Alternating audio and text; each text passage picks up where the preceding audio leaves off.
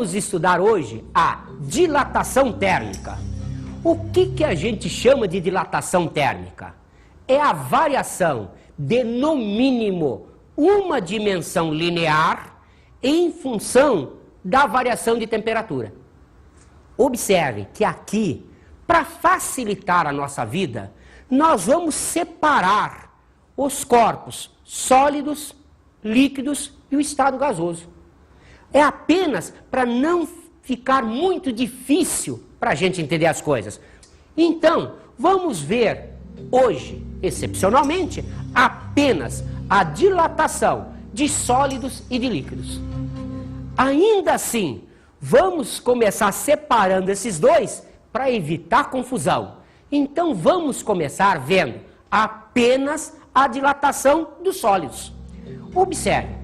Quando a gente pensa em sólido, líquido e gasoso, nós estamos definindo 3 estados físicos clássicos da matéria. Hoje em dia nós já temos estudos aí que trazem mais complicação, mas basicamente o que a gente tem são 3 estados físicos: o estado sólido, o estado líquido e o estado gasoso. Observem que existe inclusive um estado intermediário entre o sólido e o líquido. É um estado pastoso. Esse pastoso pode ser mais perto do sólido, pode ser mais perto do líquido. Então a gente tem substâncias que a gente considera gelatinosas. Nós temos coisas como, por exemplo, o vidro, que não é um estado físico bem definido. Então, praticamente, para nós, em termos de física, nós o consideramos razoavelmente sólido. Por quê? Vamos então pensar o que corresponde ao estado sólido. Nós imaginamos que um corpo está no estado sólido quando ele apresenta uma forma constante e um volume constante. Então, admitido isso, eu admito que o corpo está no estado sólido. O vidro, ele razoavelmente satisfaz essas condições. Na realidade, nós sabemos que não é exatamente assim. Ele está perdendo a forma no decorrer do tempo. Mas, a grosso modo, podemos considerá-lo basicamente o estado sólido. Se a gente pensa no estado líquido, o que a gente tem? Para o estado líquido, a gente já tem algo diferente. A forma é variável, mas o volume é constante. Isto é, imagine que você tem na sua casa uma jarra quadrada contendo leite. Se você tira o leite dessa jarra quadrada e bota numa jarra redonda, você continua tendo 1 litro de leite, só que a forma não é mais a mesma. Então, no estado líquido, eu tenho uma forma variável, mas o volume continua constante. E o que acontece então no estado gasoso? Bom, no estado gasoso, você não tem nem forma nem volume constantes. Isto é, a forma é variável e o volume é variável. Imagine a seguinte situação.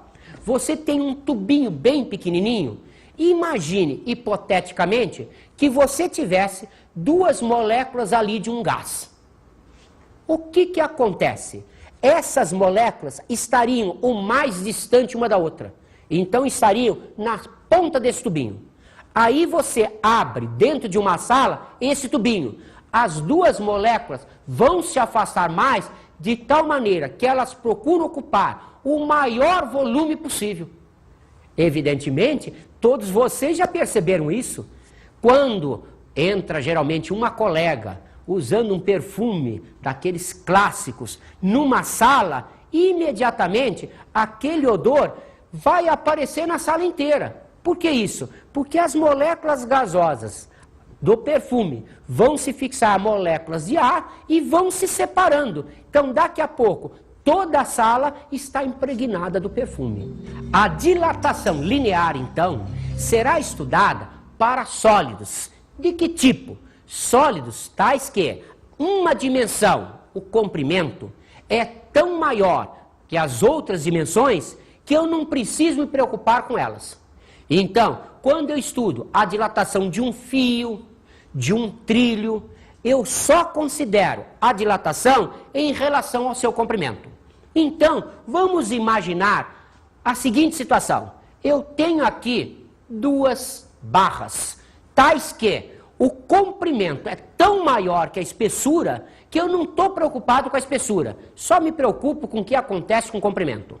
Então, se essa barra tinha em uma determinada temperatura um determinado comprimento, quando aquecemos, a gente observa que essa barra se dilata. Se ela se dilata, existe um novo comprimento. Lembrando-se sempre que em física nós usamos a letra grega delta maiúscula para variação, isto é, situação tal que é o final menos o inicial, podemos dizer que o delta L, isto é, a variação de comprimento sofrida, vale esse comprimento final menos o comprimento inicial. Observe, então, que nesta situação, nós temos aqui L0 como sendo o comprimento numa temperatura inicial. Vamos ver que, na nossa definição, nós vamos considerar qualquer temperatura inicial, mas, a rigor, o que deveria se considerar seria esse comprimento na temperatura de 0 grau. Vamos então fazer um coeficiente de dilatação linear. Observe, eu vou escolher coisas, eu vou arbitrar coisas. Então, eu vou arbitrar como coeficiente de dilatação linear a razão entre a variação de comprimento sofrida pelo comprimento inicial, variação de temperatura. Cuidado, esse alfa, coeficiente de dilatação linear, ele varia para cada variação de temperatura. Mas nós vamos ver já já, não se afobe. Esse alfa é muito pequenininho. Então, se considerar um intervalo grande, eu posso admitir que existe um coeficiente de dilatação linear médio. Então vocês vão ver que o que nós vamos fazer aqui será sempre isso. Como isso será mostrado para vocês é bem pequenininho, vamos admitir que existe um coeficiente de dilatação linear médio que corresponde à razão entre o ΔL e o L0 alfa delta teta. Observe então que as unidades desse sistema serão tais que deverão obedecer àquela equação. Ora, se eu tenho ΔL em cima, se eu tenho L0 embaixo, a unidade de ΔL será a mesma unidade de L0. Então vai desaparecer essa unidade. Isto é, a unidade de alfa é o inverso da unidade de delta teta. A unidade de delta teta é a unidade de variação de temperatura, isto é, a unidade de temperatura. Então, pensando naquelas nossas escalas clássicas, o que a gente pode fazer? Como a gente trabalha mais no Brasil, então podemos considerar a unidade de alfa o grau Celsius a menos 1, isto é, o inverso do grau Celsius. Observe que eu posso fazer a transformação direta para Kelvin. Cuidado com isso. Lembre-se, a variação Celsius é igual à variação Kelvin. Como aqui está a variação, não a temperatura Celsius, eu posso então dar essa igualdade. Então, geralmente, quando se trabalha em termos de alfa, a gente trabalha com o inverso do grau Celsius ou o inverso do Kelvin. Observe então a tabela que mostra alguns coeficientes de dilatação linear. Vidro Pirex, 3 vezes 10 a menos 6 em Celsius a menos 1. Vidro comum, 9 vezes 10 a menos 6. Começaram a perceber por que a gente usa vidro Pirex no forno e ele não racha e o vidro comum racha? Como ele tem um coeficiente maior, ele sofre maior expansão, como tal ele trinca. Observe que esses outros materiais, todos têm cada vez um coeficiente de dilatação maior. Mas perceberam o expoente que aparece lá? 10 a menos 6. O que dissemos para vocês agora há pouco? Alfa é muito pequenininho. Então, esse expoente mostra que, realmente, o valor de alfa é um valor pequeno. Então você perguntaria, quer dizer que então se ele é pequeno, eu não preciso dele para nada? Não é bem assim. Vamos então fazer, a partir daquela expressão, a ordem de grandeza de alfa. A ordem de grandeza de alfa é 10 a menos 6. Como é que a gente faria a equação de comprimento? Vou pegar a equação de definição do meu coeficiente. Observem. L0 alfa delta θ igual a delta L. Notaram o que vai acontecer? Realmente, o alfa é bem pequenininho. Se eu tiver um L0 também pequenininho, o delta L vai ser pequeno. Mas, como nós dissemos, se a gente pega um trilho que tem 50 metros de comprimento, então agora, apesar do alfa ser pequeno, já existe um delta L apreciável. Então, realmente, isto é pequeno, mas existe um delta L que é apreciável a partir de determinados valores do L0.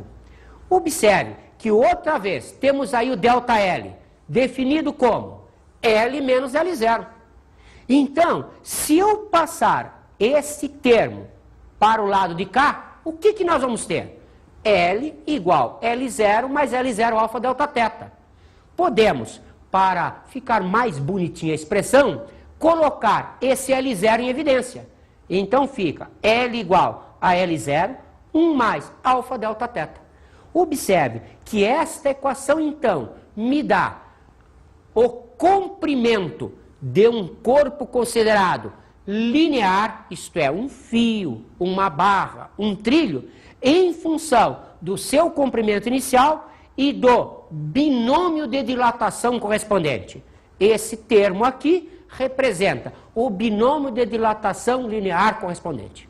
Observem, isto é uma equação de primeiro grau. Lembraram-se? Então, vamos fazer o gráfico dessa equação? Então, vamos ver o que acontecerá quando colocarmos num gráfico as relações entre comprimento e temperatura. Observe, então, no eixo Y, os comprimentos. Aqui o comprimento inicial, o comprimento final em uma temperatura θ qualquer. Perceberam? Como equação de primeiro grau, eu tenho ali uma reta. Outra vez, eu tenho aqui um delta L. Este cateto vale isto tudo menos isso. É o delta L. Este cateto vale delta θ. Olha a matemática, ferramenta nossa sendo usada aí. O que eu sei da tangente do ângulo φ? Eu sei que a tangente do ângulo φ representa cateto oposto sobre cateto adjacente. Isto é, delta L sobre delta θ e, lembrando da expressão física que vimos agora há pouco, delta L sobre delta θ é o alfa L0. Isto é, a tangente de φ daquele gráfico representa o produto do coeficiente de dilatação linear médio pelo comprimento inicial. Vamos então ver agora, ainda dentro dos sólidos, a situação da dilatação superficial. Isto é, vamos considerar um sólido que tem uma dimensão de comprimento apreciável, largura apreciável, mas a espessura é desprezível em relação a esses parâmetros. Então vamos considerar uma chapa. Observe que a situação aqui é a seguinte: eu tenho uma chapa que tem uma área chamada S0. Eu vou esquentá-la. Esquentando, o que acontece? Já sabemos, existe variação de comprimento e de largura, dimensões lineares. Isto é, nós temos aqui, agora desenhada, a chapa aquecida. De tal maneira que existe uma variação de área que corresponde à área final da chapa menos a área inicial. Perceberam que estamos fazendo exatamente o que fizemos para o linear? Só estamos mudando as letras. A ideia básica é sempre a mesma. Então, o que a gente deve fazer agora? Definir um coeficiente de dilatação superficial. Como lá nós definimos o coeficiente de dilatação linear, aqui a ideia é exatamente a mesma. Então, o coeficiente de dilatação superficial sendo a razão entre a variação de área pela área inicial, variação de temperatura. Outra vez, lembramos a vocês que isso é válido para cada intervalo de temperatura. Mas, como já vimos, lá para o alfa é muito pequenininho, aqui nós podemos ter, a priori, a mesma ideia. Vamos provar daqui a pouco. Mas observe, realmente existe, dentro de uma escala grande de variação de temperatura, um valor médio para o coeficiente de dilatação superficial. Vamos então observar as unidades desse coeficiente de dilatação superficial. Quais são as nossas unidades? Da mesma maneira, vocês se lembram da fórmula, podemos fazer divisão da parte de cima e a parte de baixo, que vai ter a mesma unidade, isto é, ΔS e S são com a mesma unidade. Então vai desaparecer, sobrando então apenas embaixo a variação de temperatura. Então a unidade de beta será semelhante à unidade de alfa, o inverso da unidade de temperatura. No nosso sistema, cá no Brasil, o que a gente faz? Trabalha-se com grau Celsius a -1 ou Kelvin a -1, quando precisamos do SI. Mas lembra vocês, mesmo assim, se você deixar nisso daqui, não dá diferença nenhuma. Por quê? Porque como é variação, essas duas coisas são exatamente iguais. Vamos então, como nós fizemos na situação anterior, vamos repetir, fazer a equação de área. Então fazemos, pegamos a equação básica, S0 beta delta θ igual a ΔS. Mas quem é o ΔS? ΔS é S menos S0, a área final menos a área inicial. Passando isso para o primeiro termo, vem então S igual S0 mais S0 beta delta θ. Ou, para ficar mais bonitinho, colocando-se o S0 em evidência, a gente tem S igual a S0, 1 mais beta delta θ. Está aqui então a equação que mostra para nós quanto vale a área de uma chapa em função da sua área inicial e do binômio de dilatação correspondente.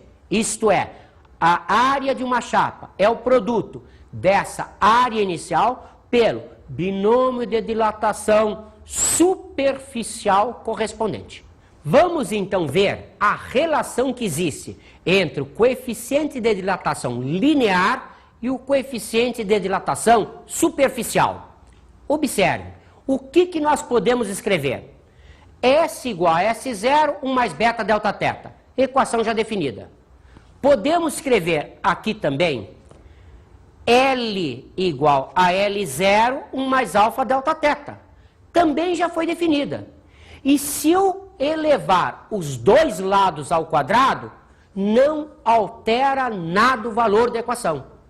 Se além de elevar ao quadrado, eu multiplicar por um K, uma constante matemática qualquer, também não vai alterar nada, desde que esse K não seja igual a zero. Então, agora, a gente se lembra que foi definido que a dimensional de área estava vinculada a K vezes duas dimensões de comprimento. O que quer dizer isso? Que isto daqui é a área. Isto daqui é a área inicial. Então, podemos escrever que 1 mais beta delta θ vale 1 mais alfa delta θ ao quadrado. Perceberam? Este binômio é exatamente igual a este binômio ao quadrado. Vamos desenvolver esse binômio? Vocês se lembram, a situação que tem que se aparecer aqui é que isto não é 1 ao quadrado mais isto ao quadrado. A gente tem que fazer a situação clássica. Então fica 1 ao quadrado dá 1, mais 2 vezes o primeiro pelo segundo, mais o quadrado do segundo. Observem que agora este 1 pode ser cortado com esse 1, porque ele passaria para o primeiro termo negativo, então nós cortaríamos. Então, a minha expressão se reduz a beta igual 2α mais alfa ao quadrado delta θ. Por quê? Porque eu posso dividir todo mundo por delta θ. Então, o delta θ daqui sumiu, o delta θ daqui sumiu, e o delta θ ao quadrado aqui sumiu. O que sobrou? Sobrou essa expressão. Lembram-se quanto valia alfa? É algo de 10 a menos 6. Se a ordem de grandeza de alfa é 10 a menos 6, elevando ao quadrado, dá 10 a menos 12. Isso é algo que nós não conseguimos medir. Então, esse termo, ele é tão pequenininho que ele pode ser desprezado. Podemos, então, escrever que o beta é aproximadamente igual a 2α. Então, se o beta é aproximadamente igual a 2α, qual será a ordem de grandeza de beta? Praticamente a ordem de grandeza do alfa, já que o 2 tem ordem de grandeza 10 a 0, que é 1. Então, a ordem de grandeza do beta também é 10 a menos 6. Dissemos isso agora há pouco, lembram-se? Realmente, o beta também é bem pequenininho. O que significa isso? Significa que nós só conseguimos apreciar isso se tivermos uma área inicial grande. Vamos agora, então, observar uma enquete. Conta uma coisa, o que você faz quando você não consegue abrir aquele vidro de palmito? Eu peço ajuda para alguém abrir. O senhor já foi solicitado a abrir um vidro de palmito? Sempre conseguiu? Sempre consegui. Como é que o senhor faz? Eu pego um pano de prato meio úmido, põe em cima daquela tampa, porque é pressão, né? E tem que ser força, né? Aí eu consigo, com um pano de prato úmido. O que vocês fazem quando não conseguem abrir o vidro de palmito? Aí eu ponho ele em banho-maria. Você faz o quê? A mesma coisa. Mesmo? Aham. Você aprendeu com quem? Com ela. Perceberam? O cozinheiro que não estudou física sabe perfeitamente. Quando ele precisa abrir um vidro que tem uma tampa metálica, ele esquenta essa tampa metálica.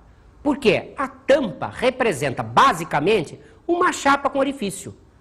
Pense, se esquentando aquela tampa, o orifício diminuísse o diâmetro, ficaria mais difícil abrir o vidro. Mas não é o que acontece. Então, realmente, quando se faz a dilatação de uma chapa que contém orifício, o que se observa? Que o orifício se dilata como se fosse a própria chapa. Isto é, imagine que é uma chapa de ferro. Então, a dilatação do orifício será a dilatação de um disco de ferro que tivesse as dimensões desse orifício. Então, a situação que nós temos aqui é sempre essa. Dado uma chapa com um orifício, quando se esquenta a chapa, esse orifício, ele também aumenta, proporcionalmente, como se fosse constituído do material da própria chapa. Entendi! Quando a chapa expande, o buraco também aumenta. Vamos então complementar? Dilatação volumétrica. Então agora, peguei o sólido nas suas 3 dimensões clássicas. Então agora, todas as suas dimensões são altamente relevantes. Comprimento, largura e espessura. Mas continuamos com a mesma ideia básica. Observe, a primeira ideia nossa é que existe um sólido que tem um volume V0.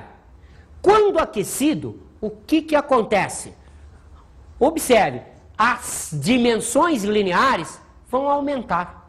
Então, eu passo a ter um volume final V, tal que existe uma variação de volume que é igual o volume final menos o volume inicial. Observe, estamos fazendo videotape. Já sabemos o que deve acontecer. Realmente, vamos definir o coeficiente de dilatação volumétrica.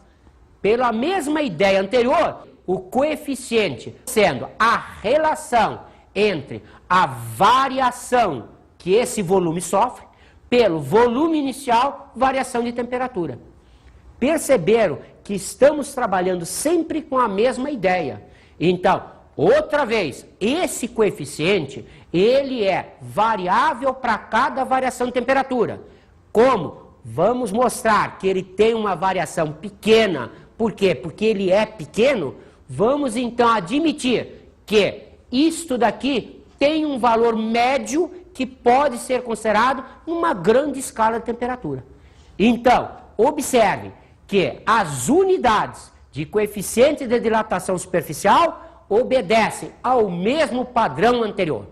Isto é, a unidade de gama vai ser 1 sobre a unidade da variação de temperatura. Isto é, a unidade do ΔV e a unidade do V0 irão se anular, sobrando apenas a unidade de variação de temperatura. E, como nós usamos no Brasil o grau Celsius, estamos com a mesma expressão que tínhamos anteriormente. Mais uma vez, não se esqueça, isto é delta de temperatura, isto não é temperatura. Então, eu posso usar isto exatamente igual a isso, porque as variações Celsius são exatamente iguais às variações Kelvin. Vamos então fazer outra vez a nossa equação, a equação de volume. Observe que, pegando a partir da definição que fizemos para o coeficiente de dilatação volumétrica, que V0, gama delta θ, vale ΔV. E quem é o ΔV? É V menos V0, volume final menos volume inicial. Passando outra vez isso para o primeiro termo, ficamos então com volume igual a V0 mais V0 gama delta θ. Outra vez, colocando em evidência, fica volume igual a V0, 1 mais gama delta θ. Observaram? O volume de um corpo qualquer é função do seu volume inicial vezes o binômio de dilatação volumétrica correspondente. A mesma ideia para as três situações. Agora, vamos então estabelecer outra vez a relação que existe entre aquele alfa e agora esse gama. Então, a relação que existe entre esses coeficientes vai ser tirada semelhante ao que nós fizemos anteriormente. Isto é, V igual a V0, 1 mais gama delta θ. Como o L é igual a L0, 1 mais gama delta θ, eu posso elevar primeiro os dois termos ao cubo. Não altera em nada a expressão.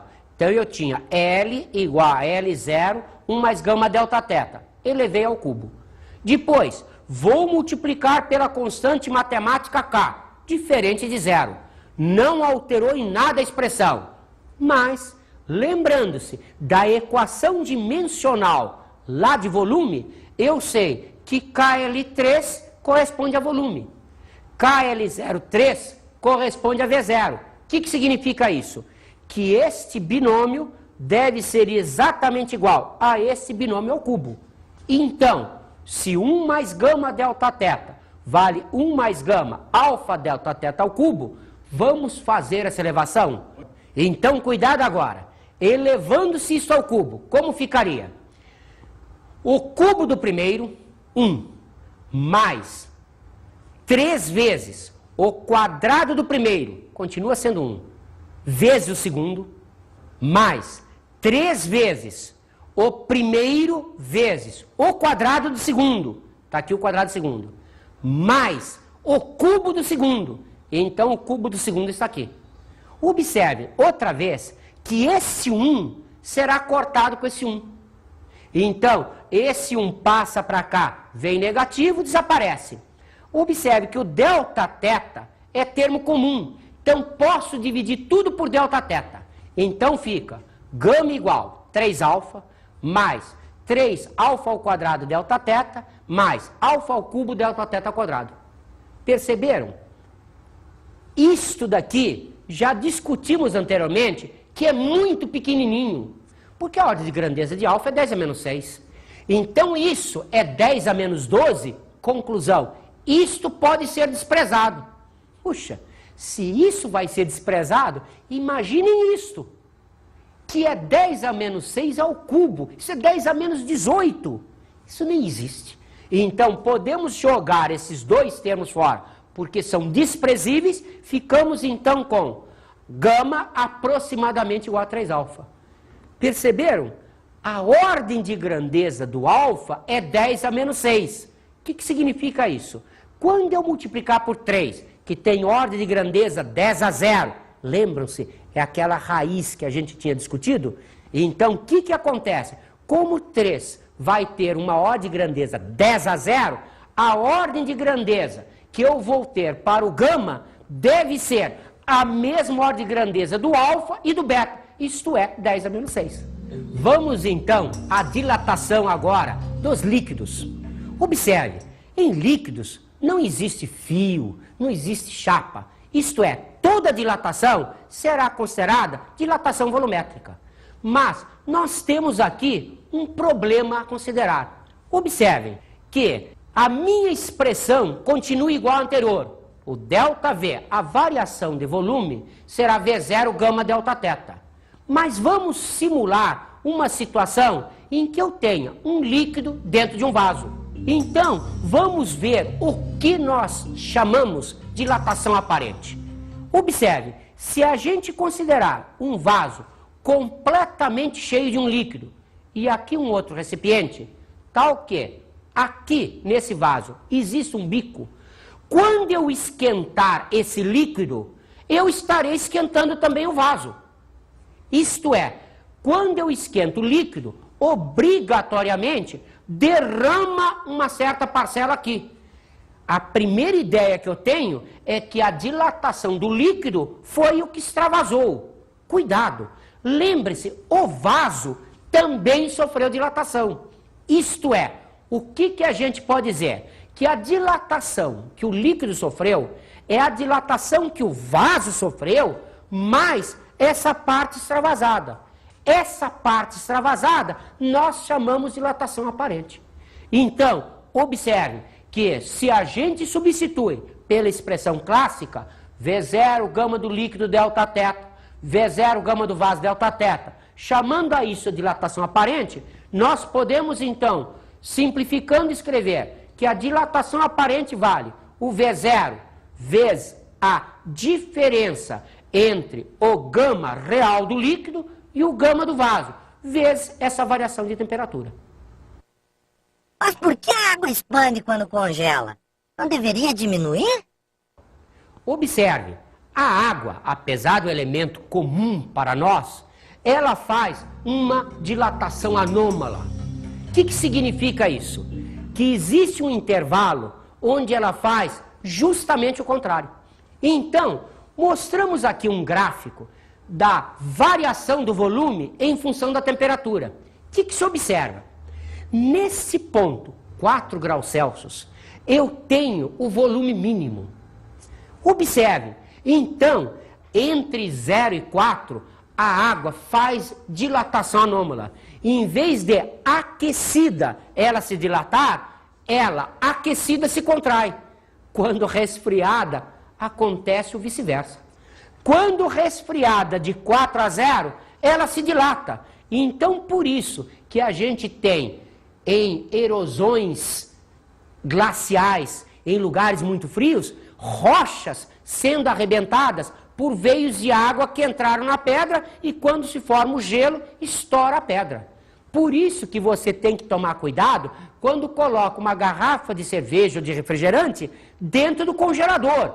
Porque, como aquilo tem muita água, o que vai acontecer? Quando passar por esse ponto para sofrer o congelamento, vai ter uma baita de uma expansão.